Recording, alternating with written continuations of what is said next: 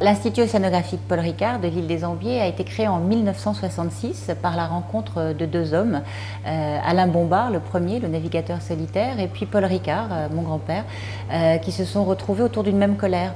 La mer n'est pas une poubelle, c'était déjà leur credo.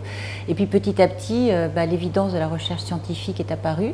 Et là, c'est l'équipe du professeur Nardo Vicente, qui était professeur à l'université de Marseille, qui est venu faire quelque chose qui est très peu courant et qui est encore un cas unique en Europe, puisque c'est la seule initiative de recherche océanographique d'origine privée. Aujourd'hui, l'Institut compte une équipe de 13 personnes et nous travaillons essentiellement sur la qualité des eaux littorales, sur la sauvegarde de certaines espèces importantes pour la biodiversité, comme l'hippocampe, l'oursin, la grande nacre, qui est le plus grand coquillage méditerranéen, mais aussi sur le mérou. Si vous faites une digue, si vous construisez, si vous bétonnez la côte, vous allez empiéter sur des habitats naturels, notamment sur la Posidonie en Méditerranée, qui est essentielle pour la vie, mais également pour l'air qu'on respire. Donc nous avons eu la chance aux Ambiers de prendre l'espace sur la terre, puisqu'il y avait des anciens marais salants. Donc ces marais salants ont été reconvertis, ont été revalorisés en bassins portuaires. Donc ça, c'est déjà un bon point, c'est-à-dire qu'il faut tendre quand on peut vers limiter l'impact de la construction humaine sur le milieu naturel. Parmi les travaux que nous réalisons à l'Institut, nous travaillons beaucoup pour des organismes ou des entreprises, notamment pour les grands travaux de Marseille, qui nous a demandé il y a quelques années d'essayer de concevoir une digue plus vertueuse.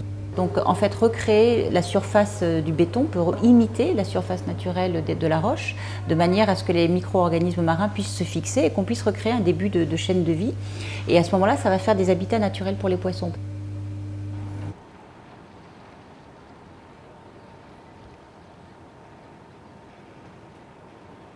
La campagne de sensibilisation sur nos voisins en dessous, ça a été initié par un de nos collaborateurs du service maritime qui est aussi plongeur. Il m'a fait des photos incroyables sur les espèces qui sont très très belles, qui vivent dans notre port. On s'en sert comme support pour montrer que l'impact direct d'un rejet d'eau grise ou d'eau usée vont faire disparaître ces espèces qui sont très fragiles. Si vous montrez quelque chose de beau, les gens vont faire attention.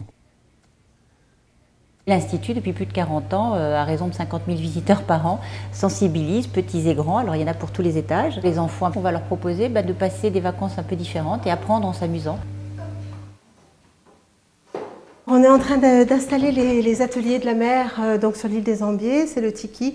Donc c'est vraiment à but d'éducation à l'environnement, pour que les enfants puissent être sensibilisés tout au long de leur été. On a beaucoup d'ateliers, du dauphin aux tortues, et tout en étant acteur. L'enfant est acteur en permanence, il n'est pas simple spectateur.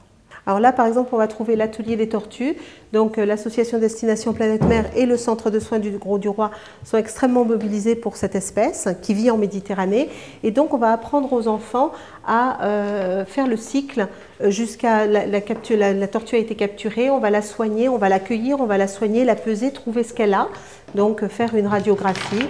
Elle a une occlusion intestinale, on va la soigner et ensuite, bien évidemment, la relâcher. Pour la relâcher, on va la baguer ou lui mettre une balise pour pouvoir la suivre. C'est un des ateliers phares puisque tout l'été, on pourra aussi relâcher des tortues pour sensibiliser le grand public et notamment les enfants.